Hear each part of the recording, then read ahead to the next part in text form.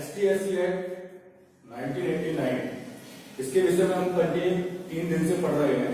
इसमें से हमने सेक्शन 1 और 2 पढ़े। इसके बाद 3 का जो चल रहा है, सेक्शन 3 में सब क्लॉज ए से ले ए के अंतर्गत A B C D ये है अपना जेड तक और जेड से भी और आगे है। ठीक है, हमने इसमें सेक्शन 3 सब क्लॉज 1 के ए में हमने जो पढ़ा था थोड़ा सा आपको बता देता हूं। A B C D E तक पढ़ेंगे, उसको थोड़ा सा बता देते हैं कि सेक्शन 3(1)A में ये था कि किसी इस समुदाय के व्यक्ति को अखाद्य पदार्थ खिलाने की जबरदस्ती कोशिश करना।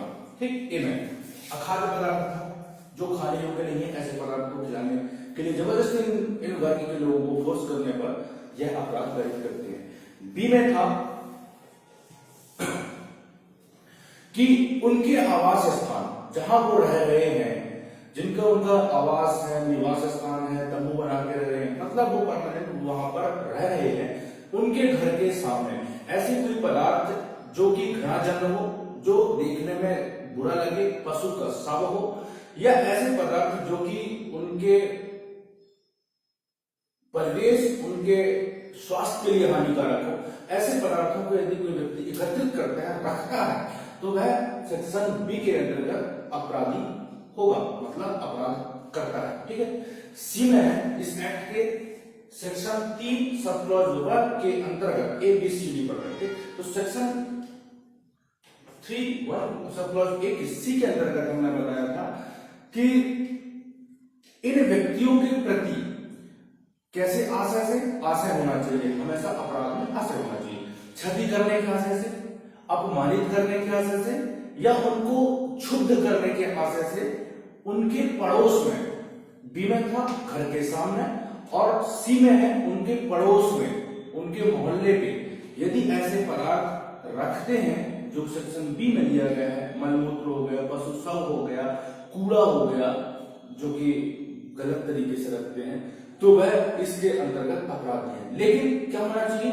आशय होना चाहिए, क्षतिकारित करने का आशय होना चाहिए, उनको अपमानित करने का आशय होना चाहिए, उनको क्षुब्ध करने का आशय होना चाहिए। ठीक है, अब डी में हमने बताया था इसके अंतर्गत डी कि इन वर्ग के लोगों को जबरदस्ती जूते के माला पहनाना, नग्न करना या अर्धनग्न करना। ठीक, तो ये अपराध डी के अंतर्गत आता है। अब आता है ई। इन वर्ग के व्यक्ति, अनुसूचित जाति, अनुसूचित जनजाति वर्ग के लोगों को जबरदस्ती, बलपूर्वक, मतलब फोर्सफुली कपड़े उतारना, बलपूर्वक सिर का मुंडन करना, मूछें हटाना, चेहरे या शरीर पे काली पोतना, या फिर ऐसे कोई कार्य करना जो कि मानव गरिमा के विरुद्ध हो, तो वह अपराध इस अधिनियम के अंतर्गत करते हैं। ठीक, ई। अब आगे आते हैं हम A B C D E तक पढ़ लिए थे, आगे बढ़ते हैं। एफ में है कि इन वर्ग के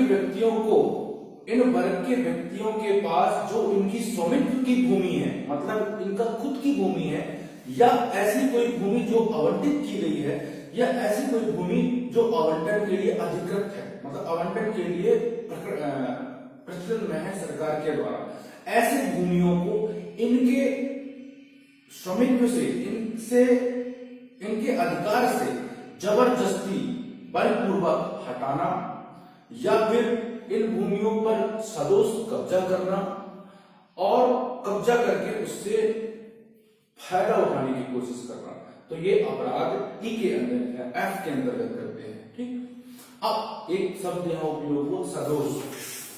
ठीक है, सदोष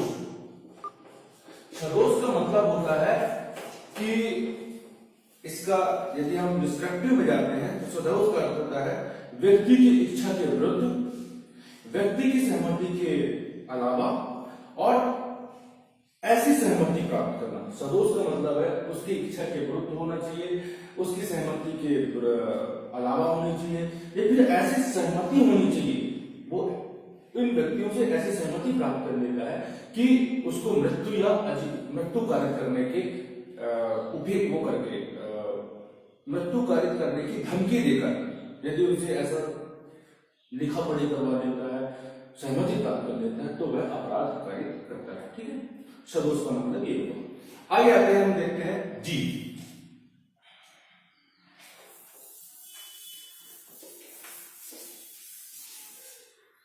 जी में है इन व्यक्तियों को, जो इस वर्ग के व्यक्तियों को उनके भूमि से और उनके परिसर से, ठीक, उनके भूमि उनके परिसर से सदोष वे कब्जा करता है, उनको हटाता है, जिसमें से अंतर्गत आता है भूमि, जल, सिंचाई, वन अधिकारों के उपभोग में हस्तक्षेप करेगा या फसल को नष्ट करेगा। क्या क्या चीजें हैं देखना जी में, भूमि है, जल है, सिंचाई है, वन अधिकारों के जो उपभोग करने के लिए उनको अधिकार दिया गया है वो उसमें हस्तक्षेप करता है, मतलब रोकता है, टोकता है, और या फिर फसल को नष्ट करता है उनके, तो यह इनके इस जी के अंतर्गत अपराध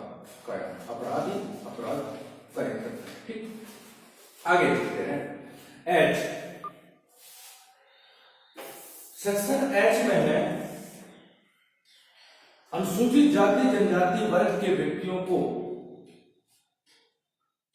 जबरदस्ती किसी ऐसे श्रम में लगाना, किसी ऐसे कार्य में लगाना जो बलात् श्रम कहलाता है, ऐसे श्रम में लगाना, एक भी बलात् श्रम के लिए या फिर बंधुआ श्रम के लिए उनको निर्माण करना, बनाना, उनको मोटिवेट करना, उनको लगाना, जो कि सरकार के नियोजन के अलावा, सरकार के नियोजन के अलावा मतलब समझ रहे हैं, इसका मतलब ये होता है कि सरकार के द्वारा यदि कोई ऐसी उनकी नौकरी दी गई है, ऐसे उनको एम्प्लॉय रखा गया है और सरकार उसको कार्य करने के लिए कहती है और वो करते हैं तो ठीक है, लेकिन उन सरकार के नियोजन के अलावा, सरकारी नियोजन के अलावा यदि कोई व्यक्ति बलात् श्रम करवाता है या उनको बंधुआ मजदूर बनाने की कोशिश करता है तो वह एच के अंतर्गत अपराध करता है। ठीक है, आगे देखते हैं अपन आई में है कि मानव स्वभाव या फिर पशु स्वभाव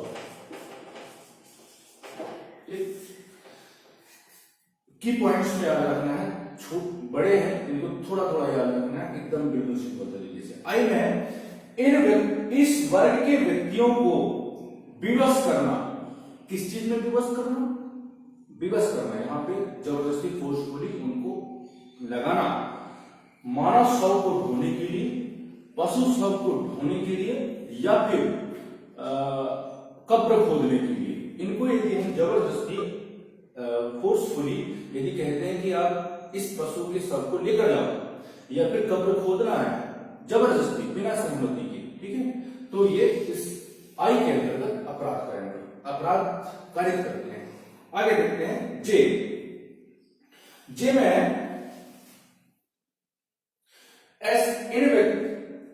इस वर्ग के व्यक्तियों को जबरदस्ती किसी अन्य सफाई वाले कार्य में लगाना, ठीक है, हाथ से सफाई का मतलब यहां है जैसे कि मैला हो गया, मलमूत्र हो गए, इनको सफाई करने के लिए जबरदस्ती लगाना या कार्य करवाना, तो इसके अंतर्गत जे के अंतर्गत अपराध। आगे देखते हैं के में किसी स्त्री को, इस वर्ग की स्त्री, अनुसूचित जाति अनुसूचित जनजाति वर्ग की स्त्री को देवदासी के रूप में धार्मिक स्थान की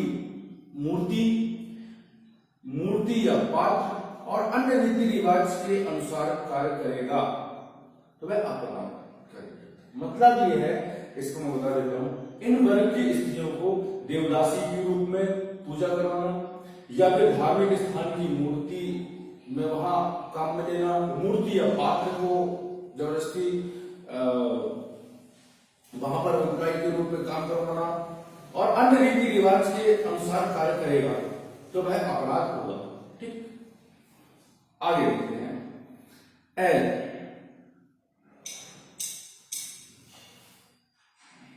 किसी व्यक्ति को, यहां मैं बार बार किसी व्यक्ति कह रहा हूं कि किसी व्यक्ति का अर्थ या ऐसी और ऐसी लेना, ठीक।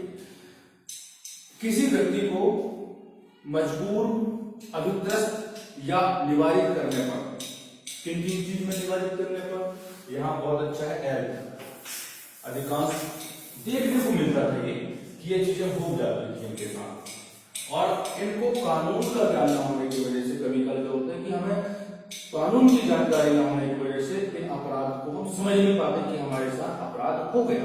तो देखना यहाँ पर एल, अनुसूचित जाति और अनुसूचित जनजाति वर्ग के व्यक्तियों को जबरदस्ती मजबूर करके या फिर अभित्रस्त करके या उनको उससे निवारित करना, निवारित मतलब रोकना, मजबूर करना या फिर उनको टॉर्चर करना, किन चीजों में, मतदान ना करने देना या फिर मतदान करने पर किसी विशिष्ट व्यक्ति को कहना कि उसको मतदान करो, पहला।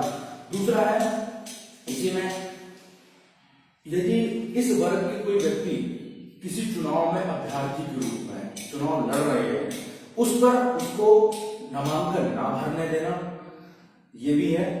या फिर इसके आगे है, इन व्यक्तियों के जो अभ्यर्थी होंगे, पहला तो हो गया कि इनको चुनाव में मतदान करने के लिए रोकना, तो निवारित हो गया। या फिर ऐसे किसी विशिष्ट व्यक्ति को कहना कि आप उसको मतदान करो, तो भी अपराध कारित करते हैं। अब माना कि चुनाव के बाद आता है वो, यदि खुद कैंडिडेट है, खुद एक अभ्यर्थी है, तो उसको हम कहना कि आप नाम निर्देशन ना करो, तो वो अपराध है इसके अंतर्गत। अब नाम निर्देशन भी हो गया। अब हो गया, आगे सब देखते हैं कि बन गया माना कैंडिडेट, तो वो अभ्यर्थी जब है तो वह किसी विशिष्ट व्यक्ति को अपना मत दे या फिर किसी प्रस्ताव या समर्थन में साइन न करे, इस तरीके से भी करते हैं तो वह अपराध कार्य करते हैं, ठीक है। आगे देखते हैं एम, संविधान के भाग 9, ये और बहुत अच्छी बात है, यहां देखना एम में संविधान के भाग 9, कॉन्स्टिट्यूशन के पार्ट 9 और 9A। आप जानते हैं कॉन्स्टिट्यूशन के पार्ट 9 में क्या है? कॉन्स्टिट्यूशन के पार्ट 9 में है पंचायत और पार्ट 9A में है नगर पालिका, म्युनिसिपैलिटीज। ओके, हम ये बाद में अमेंडमेंट हुआ और ये जुड़ा है, तो अब इसमें बात करते हैं। संविधान के भाग 9 पंचायत और भाग 9 का नगर परिषद, नगर पालिका, इसमें यदि इस वर्ग के लोग सदस्य हैं या अध्यक्ष हैं, और सदस्य या अध्यक्ष, तो उनको उनके कार्यों को उनके कर्तव्य के कार्यों को करने से भी हम रोकते हैं, बाधित करते हैं, अभित्रस्त करते हैं या मजबूर करते हैं, तो वे इस एम के अंतर्गत अपराध होंगे, ठीक है। आगे देखते हैं एम। एन में है इस वर्ग के लोगों को चुनाव के बाद सदस्य बन जाते हैं, किसी अध्यक्ष हो गए किसी पंचायत में या फिर नगर पालिका में अध्यक्ष सदस्य हो गए, तो उनको उपअधिकारित करना, घोर उपअधिकारित करना, सामाजिक बहिष्कार करना या आर्थिक बहिष्कार करना, ये करने की धमकी देना, तो एन के अंतर्गत अपराध होंगे। यहां देखना, सॉरी एन के अंतर्गत, तो एन और एन दोनों को रिलेट हो गए। कैसे कि एन पे तो हो गया कि वो पार्ट 9 और 9A के सदस्य अध्यक्ष है, तो उसके पदीय कार्यों में बाधित नहीं करना, यदि करते हैं तो वह अपराध होगा। अब हमारा कि सदस्य बन गए हैं, तो उनको बन तो गए, तो उनको उपअधिकारित करना, धमकी देना, क्षति पहुंचाना, ये घोर उपअधिकारित करना या सामाजिक बहिष्कार करने की कोशिश करना या आर्थिक बहिष्कार करना, ये धमकी देना, तो ये एन के अंतर्गत अपराध होंगे, ठीक। आगे देखते हैं ओ में है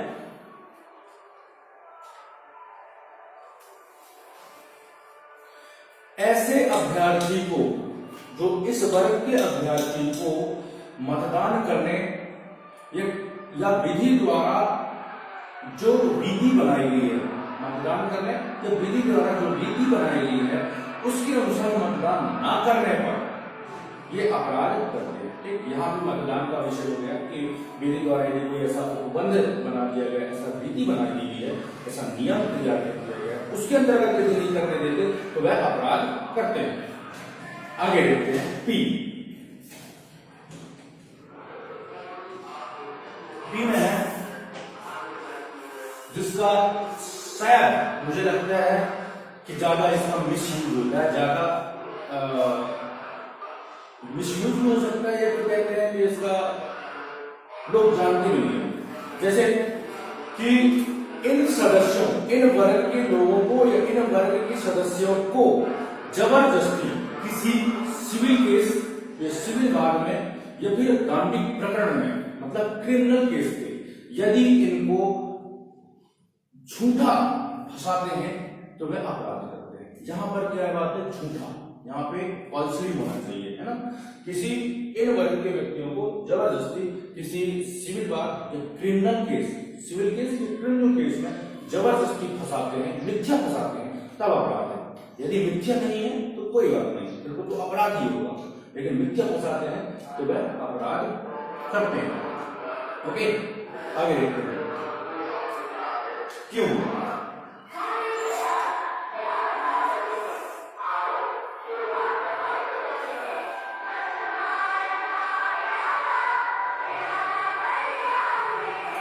क्यों में है कि ऐसे व्यक्तियों को, इन वर्ग के लोगों को दंडित करने के लिए, इन वर्ग के लोगों को परेशान करने के उद्देश्य से यदि कोई व्यक्ति लोक सेवक, पब्लिक सर्वेंट को सूचना देता है कि ये इस तरीके से कार्य कर रहे हैं, मतलब मिथ्या सूचना देता है, इन वर्ग को परेशान करने के उद्देश्य से लोक सेवक को मिथ्या सूचना देता है। मिथ्या सूचना देने के बाद यदि लोक सेवक उनको क्षतिकारित करते हैं तो वे जो मिथ्या सूचना देने वाला व्यक्ति होगा वह इस अधिनियम के अंतर्गत अपराध पारित है। आगे आर में है इन वर्ग के लोगों को, एसटी एससी वर्ग के लोगों को पब्लिक प्लेस या लोक स्थान में लोक स्थान में अपमान करने के आशय से अपमानित एवं अभित्रस्त करेगा करना। मतलब यह है, स्पष्ट है इसमें और में कि ऐसे व्यक्तियों को, जो इस वर्ग के व्यक्ति हैं, इनको लोक स्थान में अपमान करने के आशय से या अभित्रस्त करने के आशय से इस तरीके से कोई काम करता है, अपमानित करता है, अभित्रस्त करता है, तो वह अपराध इस आर के अंतर्गत करता है। ठीक है। एस में है जिसका मुझे लग रहा है शायद ज्यादा इस एक्ट में उपयोग होता है, गाली गलौज करना है। साधारण प्रक्रिया है एस में कि जब कभी विवाद होता है, एक दूसरे के बीच में ही विवाद हुआ तो गाली गलौज तो पहले स्टार्ट होता है, इसके बाद मारपीट। ये अपराध की एक श्रेणी, एक प्रक्रिया है कहना चाहिए, मैं कह सकता हूँ। गाली गलौज होगा, इसके बाद फिर मारपीट। तो एस में ये बताया गया है कि इन वर्ग के लोगों को जाति के आधार पर यदि कोई गाली गलौज करता है तो वह अपराध करेगा है। मतलब कहीं पब्लिक प्लेस पे करता है तो आर एस में किया जाता है कि गाली गलौज कर रहा है। अब एस आर में है अपमान करने के आशय होना चाहिए कि अपमान करने का आशय चल रहा है वहां पे, अपमान करने का आशय। एस में गाली गलौज करता है तो अपराध। ठीक है। आगे देखते हैं टी।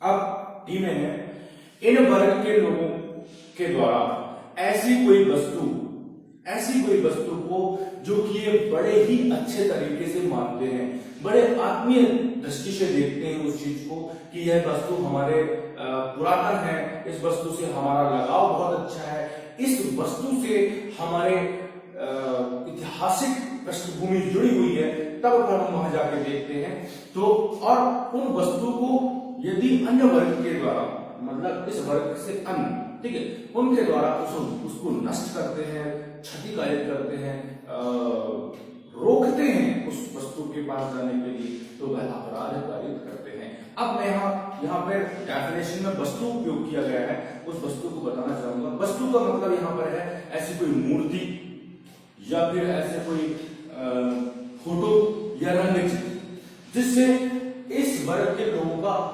बहुत गहरी श्रद्धा है, बहुत गहरी श्रद्धा है, जिसको वो बहुत अच्छा मानते हैं, उनको नष्ट करना, रंग चित्रों को उनको नष्ट करना वह अपराध है। ठीक है, मतलब यहाँ क्लियर है कि इनके धार्मिक स्थान वस्तु के अंतर्गत मूर्ति हो गई, फोटो हो गए, रंग चित्र हो गए।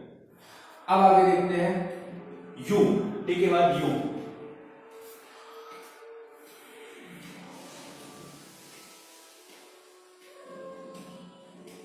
यू में है इन वर्ग के व्यक्तियों के विरुद्ध शत्रुता, घृणा या वैमनस्य की भावना से। क्या होना चाहिए?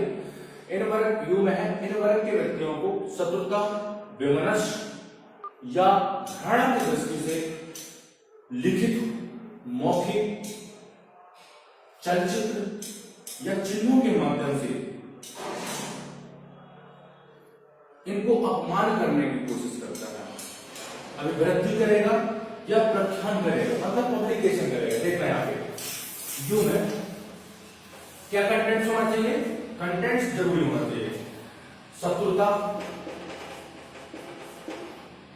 वैमनस्यता और घृणा, इन तीन चीजों के दृष्टिगत रखते हुए, शत्रुता, वैमनस्यता और घृणा, इन तीन चीजों को रखकर कि हम उससे शत्रुता निभानी है या हम उससे वैमनस्यता निभानी है या हम उससे घृणा करते हैं, तब इन तीन चीजों के बाद या इन तीन चीजों में कोई एक हो, तब उसके साथ हम रिटर्न में या लिखित, मौखिक, चलचित्र के माध्यम से, प्रिंटिंग, इन माध्यम से हम उसको अपमान करने के उद्देश्य से प्रेषित करवाते हैं, प्रसारण करवाते हैं, पब्लिकेशन करवाते हैं, कोई ऐसे पम्फलेट छपवाते हैं, तो ये अपराध कारित करते हैं। ठीक है, आगे चलते हैं।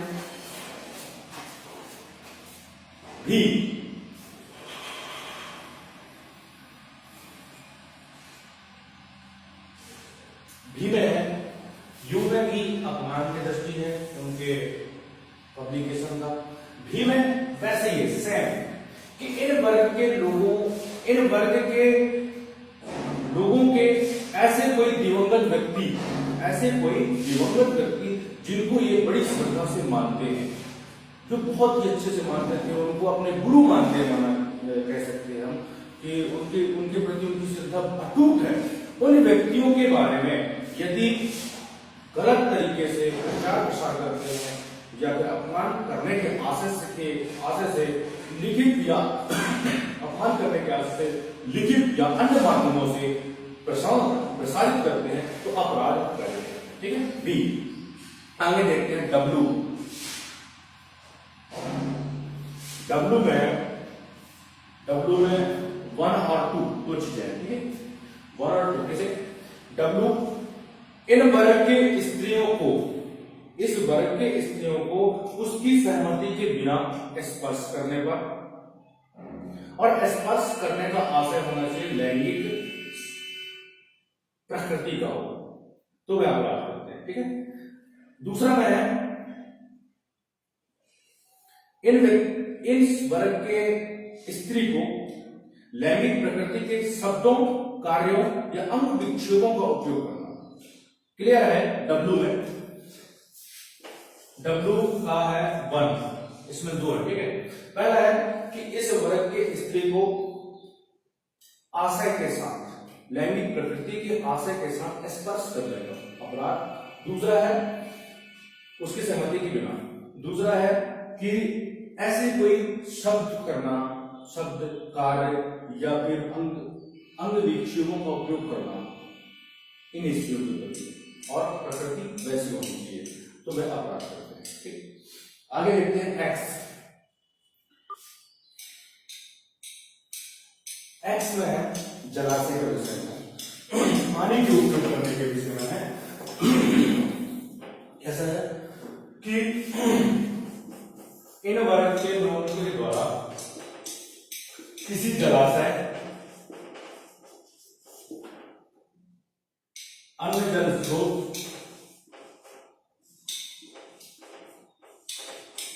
देखो क्या हो गया, जलाशय हो गया, अन्य जल स्रोत हो गए, जिनको ये परमानेंटली मतलब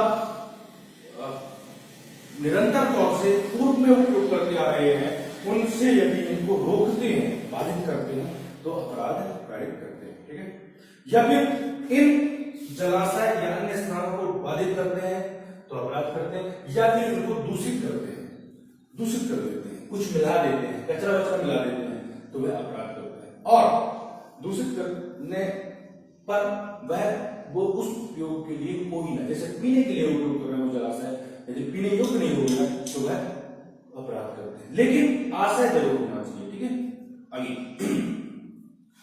वाई। वाई में है इन वर्ग के व्यक्तियों को किसी लोक स्थान में समागम करने, लोक स्थान पब्लिक प्लेस में कोई सभा करने के लिए, सभा करने में रोकने में, या फिर कोई ऐसे आम रास्ता है जहां पर सामान्य तौर से सभी लोग आते जाते हैं, उस रास्ते से आने जाने में रोकने के लिए इन व्यक्तियों के समुदायों को तो वे अपराध करते हैं। ठीक, आगे जेड है,